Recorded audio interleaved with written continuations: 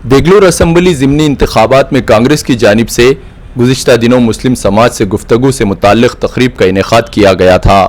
Programme के अख्ताम पर जब अशोक चौहान से पूछा गया कि मौलाना कलीम सिद्दीकी की गिरफ्तारी पर कांग्रेस क्यों खामोश है, तो इसके जवाब में अशोक चौहान ने मौलाना कलीम सिद्दीकी की गिरफ्तारी के मामले पर जानकारी ना होने की बात कही। अशोक चौहान के इस बयान से प्रोग्राम में मौजूद तमाम उलमा भी हैरान रह गए थे। सिद्दीकी को जो अटक किया है, इस पर कांग्रेस क्यों कुछ नहीं बोल रही? मुसलमान भी लीडरान भी खामोश है। मुझे जानकारी लेनी पड़ेगी, किस इशू के ऊपर इशू मुझे पता नहीं है जी। मैं जानकारी लेने के बाद ही बयान करूँगा। अब इस मामले पर वंचित बहुजन अघाड़ी के रियासती तर्जुमान फारूक अहमद ने अपनी बात रखी।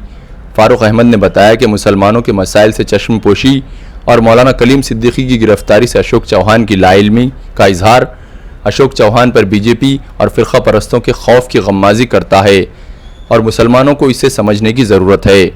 ये आज बेचैनी मुसलमानों में सबसे बड़ी है और वो बेचैनी के बारे में ये लाइल्म है, क्योंकि इनको मुसलमानों के वोट लेने के तरीक़ा मालूम है कि आके इंशाअल्लाह बोलो, अस्सलाम वालेकुम बोलो, अल्लाह हाफिज़ खुदा हाफिज़ बोलो और दो तीन बातें बोल दो। भाजपा कैसा कर रही, भाजपा को रोकने का काम हम ही करते, ईंट से पत्थर से ईंट नर्म है और आज शरीयत के ऊपर हमले हो रहे। कौन सी शरीयत के हमले बाकी रह गए? अशोक चौहान MP थे ना, 3 तलाक के वक्त मुँह खोला क्या इन्होंने? 3 तलाक के वक्त डिबेट हुई तब मुंह खोला क्या अशोक चौहान ने? और जब वोट हो रहा था बायकॉट करके गए, खिलाफ में वोट क्यों नहीं? खुद अशोक चौहान MP थे तब जब शरीयत के ऊपर हमला हो रहा था, इन्होंने खुद ने भी वोट नहीं किया उनके खिलाफ में। एक वोट तो बढ़ता ना। इतने आपको 2.25 लाख मुसलमानों के वोट है लोकसभा में। 2.25 लाख मुसलमानों ने एक गट्ठा आपको मोदी से रोकने के लिए, मोदी को रोकने के लिए लोकसभा में आप अकेले MP थे जिनको इतनी अक्सरियत से चुन के दिया। पूरे महाराष्ट्र में 2 और 2 में के एक आप थे, लेकिन इसके बावजूद ये 2.25 लाख वोटों का आपने फर्ज अदा नहीं किया, कर्ज अदा नहीं किया। और जब पार्लियामेंट के अंदर 3 तलाक पे वोटिंग हुई, आप बाइकआउट करके चले गए थे। आपने उसके खिलाफ वोट करना चाहिए था। 2.5 लाख लोगों का वोट होता था, लेकिन इनकी नीयत पता चलती है कि मुसलमानों के इशू से लेना देना नहीं है। आज मुझे बताइए आप, 50 से ज़ायद UP के अंदर मॉब लिंचिंग की घटना हुई। एक घर में राहुल गांधी कभी गए क्या?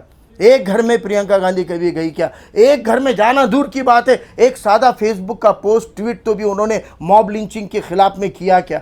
इनसे इनकी नीयतों का पता चलता है। ये डरपोक है, मुसलमानों की बाजू लेने के लिए डरते हैं। एक बार वो मुसलमानों के हक में बात कर लेंगे तो फिर हिंदू नाराज हो जाएंगे। अब तक वो BJP के खिलाफ खुलकर बोलते थे, RSS के खिलाफ बोलते थे, पहले दौर की कांग्रेस। अशोक चौहान बोल के बताए, देगलूर में बोलकर बताए। भाजपा के बारे में मैं नहीं बोलूंगा, तुम समझ जाओ। क्यों समझ जाओ? तुमको शर्म आ रही है, तुमको डर लग रहा है RSS वालों का, या तुम खौफजदा हो मोदी से? आप क्यों नहीं बोलते हो भाजपा के कुकर्म क्या है, मुसलमानों पे क्या जुल्म हो रहा है, दलितों पे क्या जुल्म हो रहा है? अशोक चौहान के मुंह क्यों सिल गए? क्यों खुलकर नहीं बोल रहे हैं? क्योंकि उनको मालूम है अगर हम खुलकर बोलेंगे तो हिंदुत्ववादी हमको वोट नहीं देंगे। शिवसेना जो भगवी हमारे साथ आ गई है वो नाराज होगी, इसलिए वो नहीं बोलेंगे मुसलमानों के हक में खुलकर। वो कड़वे हिंदुत्ववाद के खिलाफ खुलकर नहीं बोलेंगे। इनके ढोंग को पहचानो।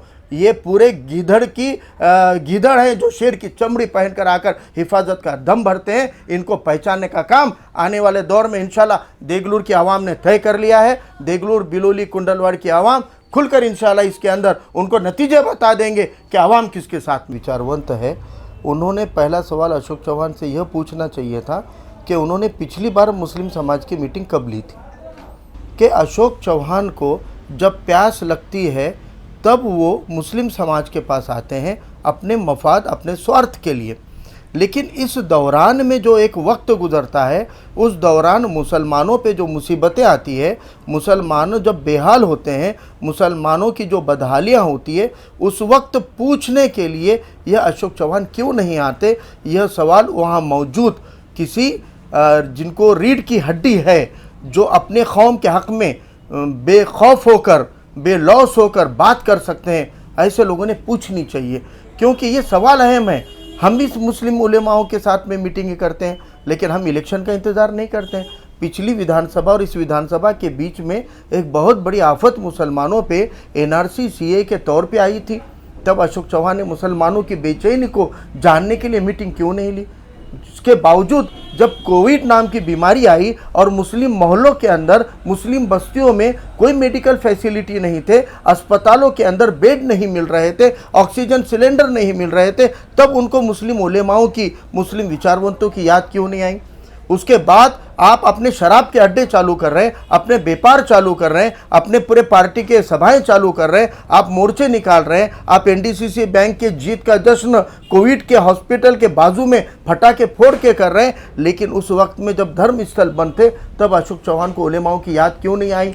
जब मुसलमान बेचैन होता है अपने सन त्यौहार मनाने के लिए तक, उसको जब आज़ादी नहीं मिली थी उस वक्त अशोक चौहान को मुसलमानों की याद क्यों नहीं आती है? ये सवाल उनको पूछना चाहिए। अफसोस यही है कि जो आम आवाम सवाल पूछना चाहती है, जो आम आवाम उसके बारे में जिनके दिलों में इनके खिलाफ रोष भरा है, इनसे अशोक चौहान नहीं मिलेंगे, उन लोगों से मिलेंगे जो गूंगी गुड़िया है, जो अशोक चौहान के सामने अपने मफाद के चलते मुंह नहीं खोलते, ऐसे गूंगों को ढूंढ कर लाके मीटिंग करते हैं, या फिर ऐसे गुत्तेदारों को लाते हैं जो हर चुनाव में अपने कौम को बेचने का काम करते हैं। हर बार बोलते हैं अरे वो पत्थर से ईंट नरम है। अरे पत्थर से भी आदमी मरता है, ईंट सर पे डालो उससे भी आदमी मरता है। अरे मरना ही क्यों है? हमारे खुद की सियासत क्यों नहीं चालू हो सकती है? हम मुस्तकबिल की सियासत, अपने आने वाली पीढ़ियों की सियासत क्यों खड़ी नहीं कर सकते हैं? आप अगर पिछड़े तबकों के साथ आ जाओगे, आप दिगर समाजों के साथ आओगे, आप उन हिंदुओं के साथ आओ जिन हिंदुओं ने वंचित के एक अलायंस के